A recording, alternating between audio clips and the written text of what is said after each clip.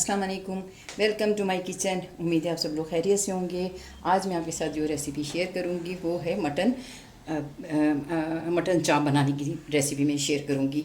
ये हमारे यहाँ बहुत शौक से खाई जाती है, लेकिन मोस्टली ये हम बकरीद में बनाते हैं। मेरे पास भी ये बकरी ईद की चाँपें मैंने फ्रीज़ कर दी थी। इसमें आपको ये बताऊंगी, जब मैं इसे यूज़ करूँगी तो सबसे पहले मैं इसे उबाल के एक पानी इसका फेंक दूँगी। उसके बाद मैं इसमें ये सारी चीज़ें डालकर फिर मैं चाँपें बनाऊंगी, क्योंकि जो बकरीद का गोश्त होता है उसे जब भी आप यूज़ करें किसी भी फॉर्म में, चाहे गाय का हो या बकरी का हो, आप कोशिश करें कि पहले एक दफ़ा उसे उबाल के उसका पानी फेंक दें, ताकि उसमें जितना भी एक्स्ट्रा खून रह गया वो निकल जाए। इससे ये होता है कि जो गोश्त है उसमें स्मेल नहीं आती। ये तकरीबन 750 ग्राम ये चाँपें हैं। ये मटन चाँप है। इसके साथ ही ये 2 खाने के चमचे लहसुन अदरक है, और ये 1 कप दही है। इसके साथ ही हरा धनिया, पुदीना और हरी मिर्चों की ये चटनी जो मैंने पीस के रख ली थी।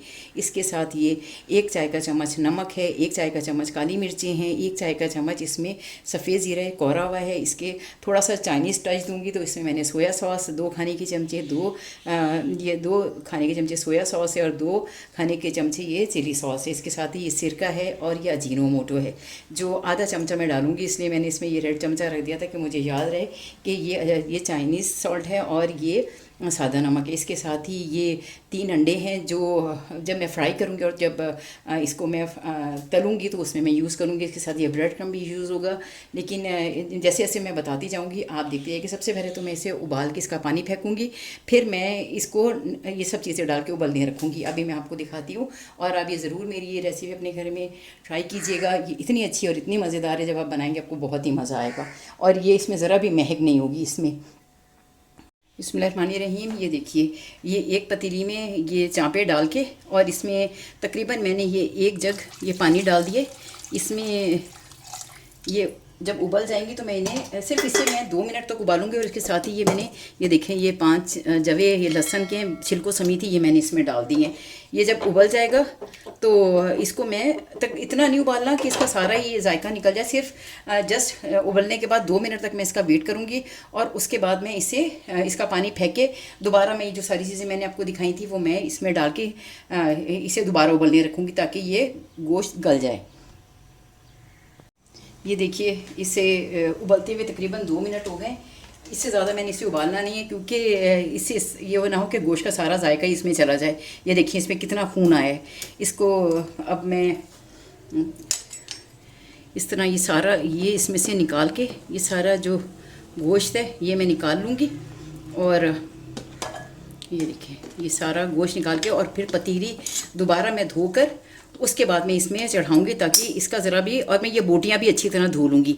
ये याद रखना है कि ये बोटियों को इस तरह नहीं चढ़ाना, इसे भी पहले अच्छी तरह धो के पानी से और इन्हें साफ़ करके फिर इन्हें चढ़ाना है। मैं आपको दोबारा दिखाती हूँ जब मैं इसे चढ़ाती हूँ। पहले मैं इसे सारा निकाल के और ये पतीली धो लूँ। आप ये देखिए कितना गंद आया है, और ये सारा ब्लड है इसके ऊपर, क्योंकि कुर्बानी का जानवर फ़ौरन ही यानी घर में आ जाता है और उसका खून नहीं निकलता, इसलिए ये सारा खून इसमें रह जाता है। अभी मैं आपको दोबारा इसको जब मैं चढ़ाती हूँ तो मैं दिखाती हूँ आपको कि अल्हम्दुलिल्लाह रब्बिल आलमीन मेरा फर्स्ट स्टेप कंप्लीट हो गया था। ये मैंने ये भी देखिए बोटियाँ अच्छी तरह धो ली, और ये पतीली भी धो दी, ताकि इसमें वो खून लगाना रहे। ये बिल्कुल साफ़ सुथरा गोश्त हो गया है, इसमें बिल्कुल भी कोई एक्स्ट्रा खून नहीं है इन चापों में। अब मैं इसमें ये देखें, ये एक बड़ा सा गिलास है, लेकिन इसमें मोस्टली ये सिर्फ ये 2 गिलास पानी है। इसमें मैंने सिर्फ इतना ही पानी डालना है, ताकि ये चाँपें जो हैं वो इसमें गल जाएँ, और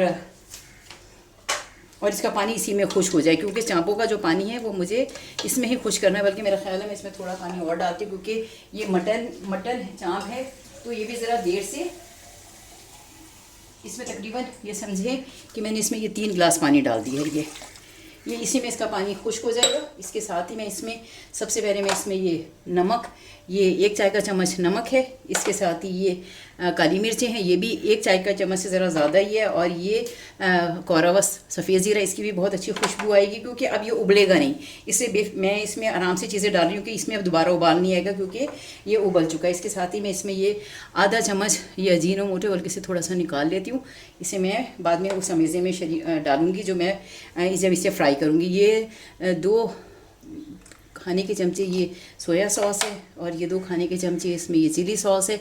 इसका भी बहुत अच्छा टेस्ट आएगा। और इसके साथ ही सिरका, अगर आप चाहें तो आप नींबू भी डाल सकते हैं, लेकिन मेरे पास था नहीं इसलिए मैं ये सिरका डाल रही हूँ।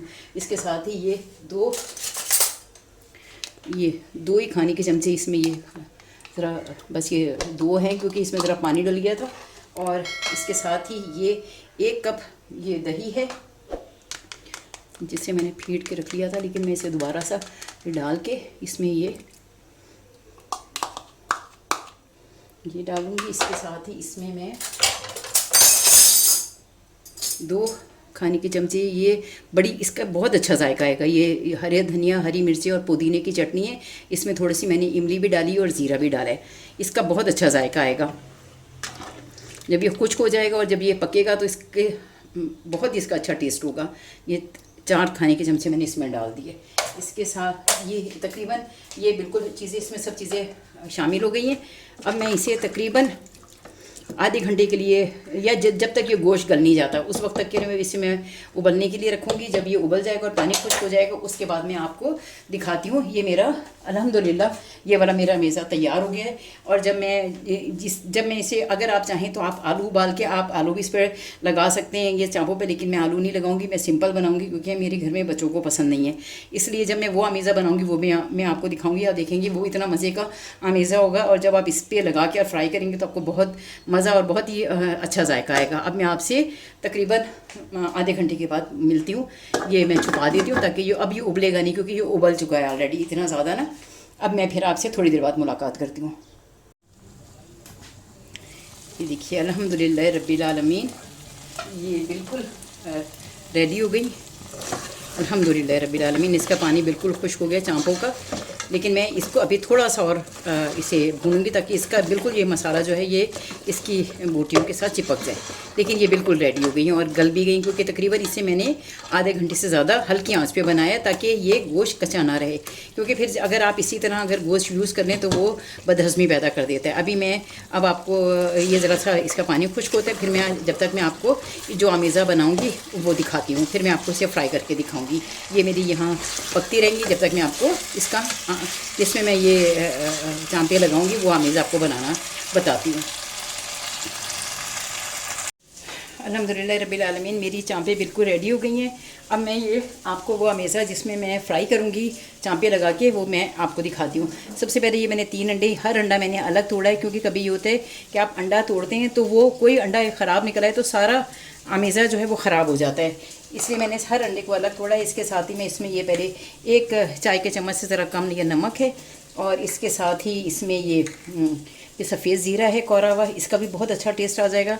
और इसके साथ ये 1 चाय का चम्मच ये काली मिर्च है, इसका बहुत अच्छा फ्लेवर आएगा। इसके साथ ये मैं इसमें ब्रेड क्रम्ब इसमें अलग से लगाने के बजाय ये मैं इसमें ही शामिल करूँगी। ये 4 खाने के चमचे ब्रेड क्रम्ब हैं। आपके पास अगर ना हो तो आप डबल रोटी को सुखाकर उसका चूरा भी आप बना सकते हैं। इसको मैं बहुत अच्छी तरह मिक्स कर लूँगी ताकि ये इसमें ये आमेज़ा इसके साथ ही मिक्स हो जाए।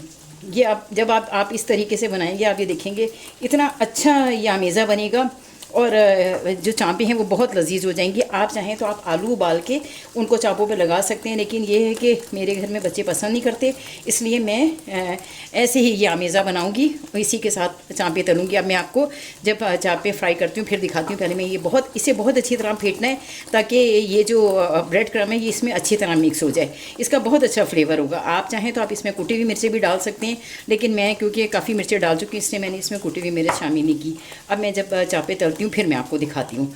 ये ज़रा थोड़ी देर में इसे अच्छी तरह इसे मिक्स करूँगी, उसके बाद फिर मैं इसमें चांपे डाल के और तलती जाऊँगी और अगर कम होगा तो मैं और बना लूँगी।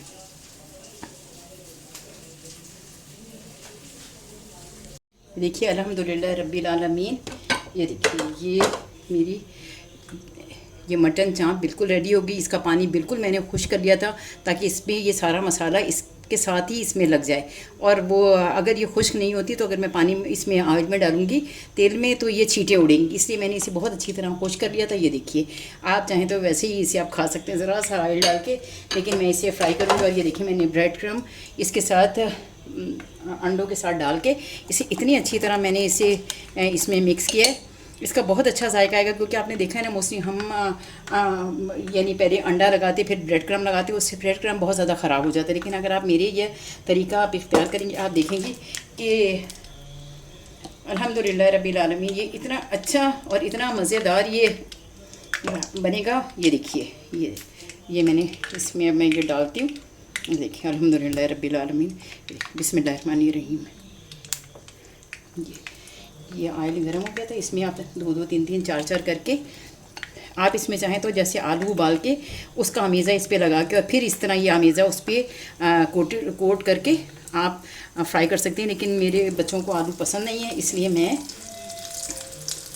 ये इस तरह बग़ैर आलू के ही फ्राई करूँगी। लेकिन यही इतना मज़े का होगा कि जब आप इसे एक दफ़ा ज़रूर अपने घर में इस्तेमाल करें। ये मैं पहले फ्राई कर लूँ एक तरफ से, फिर दूसरी तरफ से फिर आपको दिखाती हूँ, क्योंकि ये देखिए और मेरा माइक आज ख़राब है, इसलिए मैं डायरेक्ट ही ये मोबाइल पे मैं ये बना रही हूँ वीडियो, इसलिए हो सकता है मे भी आवाज़ थोड़ी इसमें कम हो। लेकिन इसको क्योंकि ये जो मटन है ये तो चाँपे गल चुकी हैं, इसलिए कि इसे इतनी देर उबाल लिया है, इसलिए इस चीज़ की फ़िक्र करने की ज़रूरत नहीं कि इसे आप धीमी आंच पे पकाएंगे तो ये गलेंगी। ये गली भी है, सिर्फ इसका जो ऊपर का अमीज़ है इसे पकाना है। और जैसे जैसे ये ब्राउन होती जाएंगी मैं निकालती जाऊंगी, फिर जब मैं दूसरी साइड पे इसे पलटूंगी तो आपको दिखाती हूँ। ये देखिए ये एक साइड से फ्राई हो गई थी, अब ये मैंने पलट के दूसरी तरफ मैं ले आई हूँ। देखिए इतना अच्छा इनका कलर है और ये इसकी कोटिंग इतनी अच्छी और इतनी मज़ेदार होगी कि आप जब ये यूज़ करेंगे तो आपको बहुत मज़ा आएगा। मैं ये सारी पहले फ्राई कर लूँ, उसके बाद फिर मैं आपको लास्ट में दिखाती हूँ कि ये किस तरह सारी फ्राई हुई है। लेकिन ये देखें यह अमीज़ा इतना अच्छा है कि जिसकी वजह से ये इसकी कोटिंग बहुत अच्छी हुई है। और ये देखिए अल्हम्दुलिल्लाह अल्हम्दुलिल्लाह, ये देखिए ये इधर से भी ये फ्राई हो गई है। और क्योंकि ये मटन तो गला हुआ है इसलिए इसकी कोई टेंशन नहीं है कि ये गला हुआ नहीं है, तो ये इसे हल्की आंच पे पकना है।